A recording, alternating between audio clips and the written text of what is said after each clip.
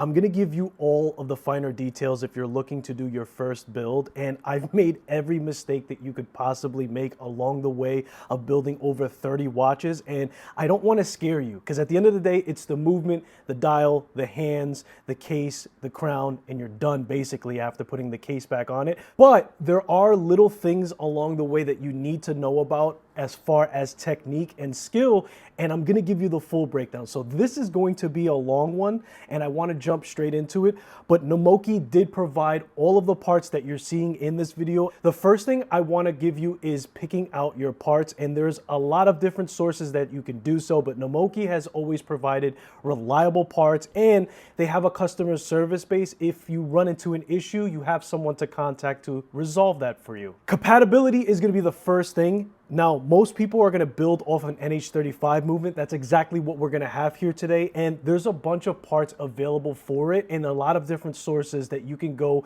and mix and match and make your own customization. So the first thing that I would say to look out for is if you're deciding to put everything together, they do have to be compatible to the movement. That includes the case, the hands, the dial, and everything else. So you have to really decide on what engine you're going to use for the watch before you decide on what parts are going to be to your liking, because you may like a dial that's out there, but it's not going to be compatible to the movement. So the first thing you're going to need is a basic tool set. Now, any basic tool set that you buy, Nomoki also provides this, is going to have all the essentials that you'll need to put this all together. And there are a few caveats, which I'm also going to include, like the glue that you're going to use for the stem to the crown. I like to use GS Hypo Cement. It's just something that turns very quickly into a gel and it doesn't have runoff, so I'm not worried about anything going inside of the movement, but there are different options that you can use for it, but that's the one that I like to use the most. The second thing that I would recommend is to get a watch case cushion. That's gonna help you a lot when you're doing stuff like casing the movement or putting the dial on it. It just gives you something safe to apply that movement onto a surface where you don't have to worry about pressure coming from underneath it. Something optional for you, you don't have to get this, but I like to have gasket silicone grease. That's gonna help the longevity of that gasket once you seal everything off, and it's gonna provide extra waterproofing for it altogether. So that one is kind of optional, but I would recommend getting it, and it's not tremendously expensive. A work pad plastic mat, again, that's gonna just give you additional protection when you're handling all of the parts. I recommend getting it. It keeps everything sanitary. You can just clean off the mat.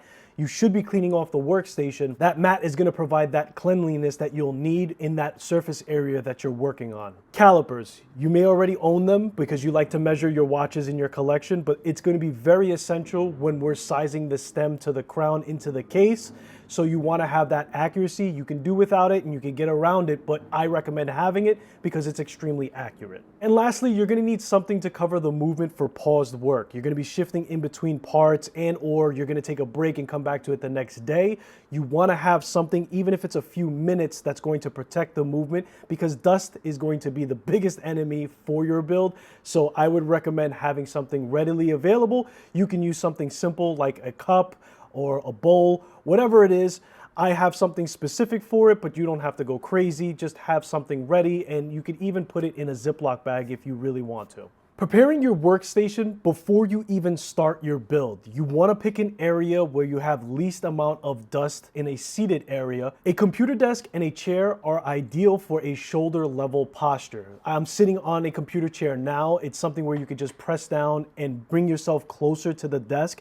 You'll see this very commonly with watchmakers where you want to get as close as you can, and you're providing yourself with support by having your arms on top of the desk and allowing yourself to get closer and have more stability. So wipe down for dust, add a work pad plastic mat if you have one. All of your parts and tools should be close together. You shouldn't be fishing for anything, and have a direct lamp for a light source. You want to have a lamp and light source very close to it, so like that you can see all the parts vividly, because some of the things that we're going to be messing with here are really small, so you want to have all of that legibility, all of that light, and everything accessible right next to you so you're not fishing around for anything. Starting your build. Set aside a dedicated time, at least 30 minutes. Pick a day where you're least frustrated to begin with, and take a break if you get frustrated. Now, that's something that you don't often hear with these kind of videos, and it's very important to do this on a day where it's a lot lighthearted and you have more patience. The more frustrated you get, the more you're gonna try to force things, and that increases its chance to break. Everything here is pretty fragile, so you not only want to enjoy the experience, but you don't want to make the mistake of getting frustrated and breaking a piece itself. So step one, put on your finger cots. I recommend 6 in total, 3 per hand. Your skin oils are bad for the movement, and you don't want to transfer any of that onto the movement itself. Handle only the edge of the movement and stay away from the balance wheel especially. The balance wheel is the most fragile thing to the watch, so when you're handling it, you want to have just your fingers on the edges of it, and you don't want to touch anything in the center, whether it be the keyless works or behind the movement itself, because again, that balance wheel has very thin hair metal that can disrupt the flow of the watch and throw off the time dramatically if you end up pinching that down or bending it or tweaking it. So at all times, stay away from the balance wheel, but for an overall type of thing, you want to handle just the edges of the movement, and you don't want to squeeze down too hard to begin with.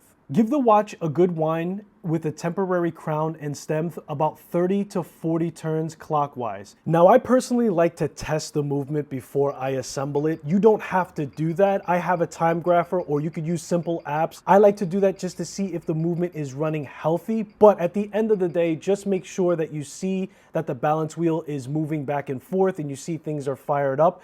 That should be enough. You don't have the hands on there yet, but seeing that balance wheel go will give you that indication that the movement is at least running. If accuracy is really your thing, Nomoki also provides movements that have been regulated, so you have options to have something with more accuracy to begin with. And once again, the next steps are going to be about the dial, so while you're preparing the dial, cover the movement. The same rules apply to the dial as it does for the movement. You want to stay away from touching anything towards the center, especially if that dial has anything applied on the indexes.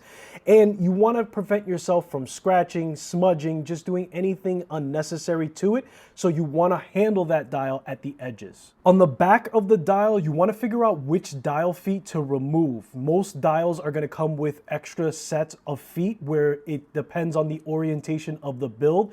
So you're going to see holes on the movement on the one that you decided to do. You're going to line that up at the 3 o'clock, and you're going to see which ones are additional, and you're going to clip off the ones that are unnecessary. Make sure that you're measuring twice and you're cutting once. I always double check the dial feet to the movement to ensure that I'm cutting off the right ones. And after I cut off those dial feet, I make sure that cut is flush. If you have some extra material after the cut, you want to file that down.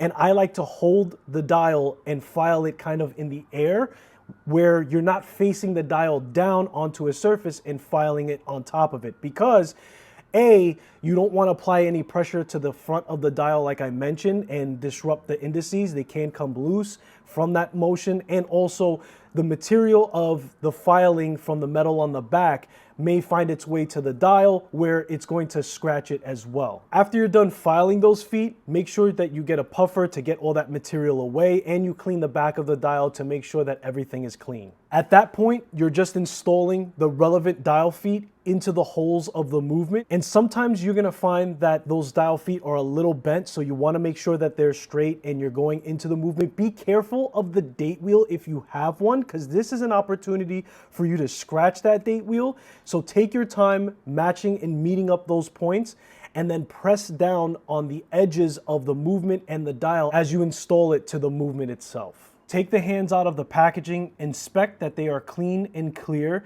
Check to see if you have a date wheel also on your movement. And if you do have a date wheel, you're gonna wanna set that to 12 a.m. before pre-installing the hands, and you'll know that it's 12 a.m. when you're rotating the crown clockwise and that date wheel jumps over. after moving the hands pre-installed. So there's several different ways that you can handle the hands when you're installing them. The easiest one for me is just to use radical, because when you're using tweezers and you don't yet have the dexterity, you can slip and you can scratch the hands, or you can poke a hole through the loom itself.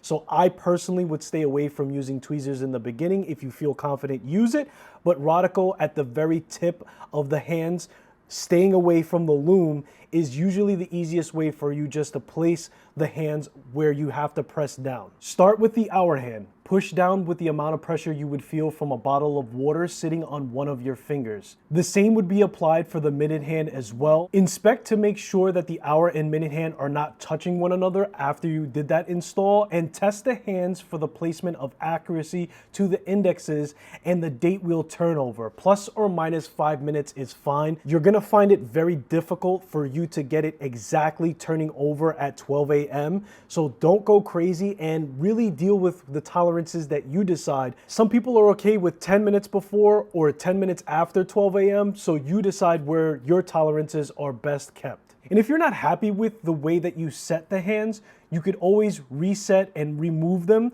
but just make sure that you're using something to also protect the dial when doing so. I have scratched the dial in the past removing hands. There are several tools. The most basic one that you'll probably get is just the 2 hands to push it up, but the main thing is to protect the dial itself. Now, I recommend to you that if it's close enough, leave it alone, because the more you uninstall and reinstall hands, you have a higher likelihood of messing those hands and bending them. So pick and choose your battle and decide what you ultimately would be happy with. Okay, installing the second hand is the most challenging part in my opinion when it comes to assembling a watch. And you have to be extra cautious when you're handling the second hand, because it's far more thinner than the hour and minute hand. And it's the most popular hand that people bend when they're trying to push it down. At the end of the day, the second hand is sitting over the pivot to the center of where the hands are being installed. So you want to use about half the pressure that you use for the hour and minute hand to set the second hand, and wait till you see it actually running around the dial before you apply a little bit more pressure just to secure it to it. This is going to probably take you a very long time, and that is completely normal. It's going to fall off to the side, it's going to flip over. It's going to feel very frustrating, but stick to the method. Use the radical at the very tip of it, apply very gentle pressure to the center of it, and only apply pressure to the very center of the second hand when you think it's dead on over that pivot, because once you bend a second hand, it's pretty much going to be kinked and you can't use it moving forward, and it might even break. So being gentle and being patient is going to be the key here, and this is where you may want to take a break and give yourself time if you're feeling yourself getting frustrated trying to install the second hand. Bear in mind that it's very common and most people struggle. Even myself to this day, the second hand could take anywhere from 15 to 20 minutes, or it could be 15 to 20 seconds. I have my good days, I have my bad days.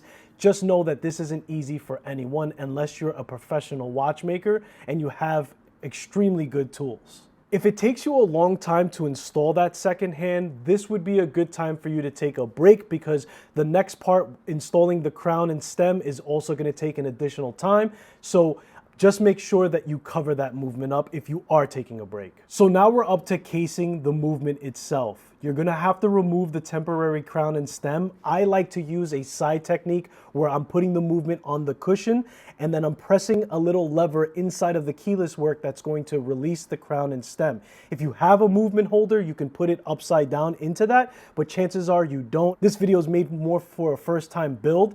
So identify where that lever is, and that's going to release the crown and stem that you have temporarily into that movement. Once that's removed, clean the dust. Clean the dust from the dial, from the inside of the case. You should have a puffer with your basic tool set. And I like to, in good practice, not have to clean the inside of the crystal. It's going to be annoying if you get smudges inside the crystal. If you already have them, of course you need to clean them. But getting the dust out of the inside of the case, and especially on the dial. You guys should know by owning watches, if you have any dust on the dial itself, it's going to be annoying. You're going to see it, you're going to know it's there, you can't move on. Make sure that you're getting all of the dust off of the dial before installing that case. Place the movement on the case cushion. Slowly and carefully push the case over the movement while looking over the top of the crystal to ensure it's straight on. Aim to line up the 3 o'clock with the crown tube of the case. Sometimes you have to push the back of the movement carefully into the case, but you want to do so on the edges of the movement, and you want to always stay away from that balance wheel. Once everything lines up with the case and the movement, cover the back of the case, but don't put the case back on just yet, because now you're going to install the permanent crown and stem to each other to attach into the movement and the case itself. Now, this part is a little tedious, it's not difficult, but you want to still take your time. The first thing you want to do is screw on the crown to the stem, and the most important thing is not to handle the stem at the pivot that goes inside of the movement. This is a common mistake, and a lot of people end up breaking it. You will have to get leverage to screw that crown all the way down, because when you're deciding how much to cut, it has to be flush with that stem to make sure all the threading is on there. But I like to handle the threading part itself when I'm doing those measurements and doing those tests, and stay away from the pivot all the way at the end. Once you screw that on, place it into the movement, measure the distance from the back of the crown to the case, uninstall the stem and crown, mark off the amount that you need to cut, but always cut a little less than what you need just in case. And that's something that I always do. I always try to cut a little bit less, and then I end up filing down the rest of what I need to get that crown very flush to the case. Once you cut off the material from the stem, you can't reapply it, obviously, and you have to buy a new stem altogether. So take your time deciding how much material you have to remove from it, and I like to file down the rest along the way in order to get that snug fit. Reinstall the crown to the stem, test and see if it's a good fit.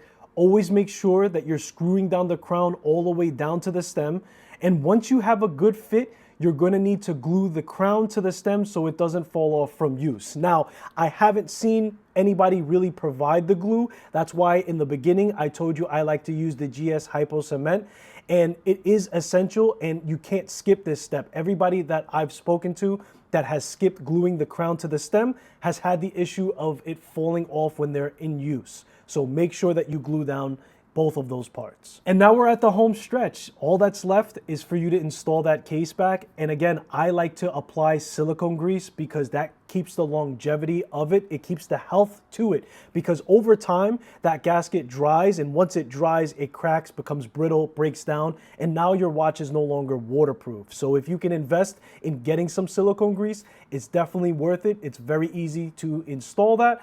And then you're just reapplying that and making sure that it sits flush when you're installing the case back to the case itself. Good practice for me is to spin the case back counterclockwise to line up the threading, and then turn it tight, but don't over tighten it with the tool. It's not necessary. Once you have that good grip and that good push to get it closed, you don't have to go past that point. All you're doing is stressing the threading, and it's not going to make it more water sealed like you think. So just make sure that you have that tight close, and make sure that you're not pinching off the gasket where it's poking out off to the side, because you want to make sure that that is flush inside doing its job. That's the part that's going to make the watch more waterproof.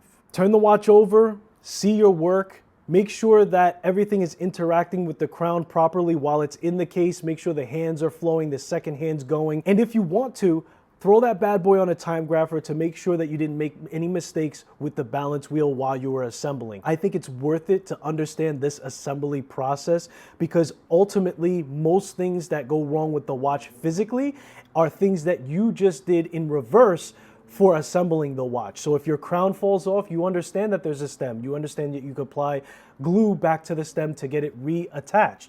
Things like that become beneficial, and later down the road, if you want to swap out hands and dials, you understand how to do so. And maybe you want to assemble another watch down the road. It adds to the hobby, it adds to the insight, and it's a lot of fun, and it wears differently on wrist when you know that you assembled. Let me know in the comments if you have any questions on anything that we covered here. I answer all of the comments and I'm more than happy to help you with your journey to assembling them. I do also have a dedicated playlist, not only to assembling mechanical watches or NH35, I've assembled digital watches, F91W, putting casing, straps, whatever I can think of, I'm going to provide, and I'm going to also build on that playlist where I'm going to show you how to regulate the movement. So if that sounds good to you, subscribe to the channel so you don't miss out on that content. I appreciate you guys for spending your most valuable asset, which is time, and I'll hopefully see you in the next most valuable asset, which is time. Most valuable asset, which is time.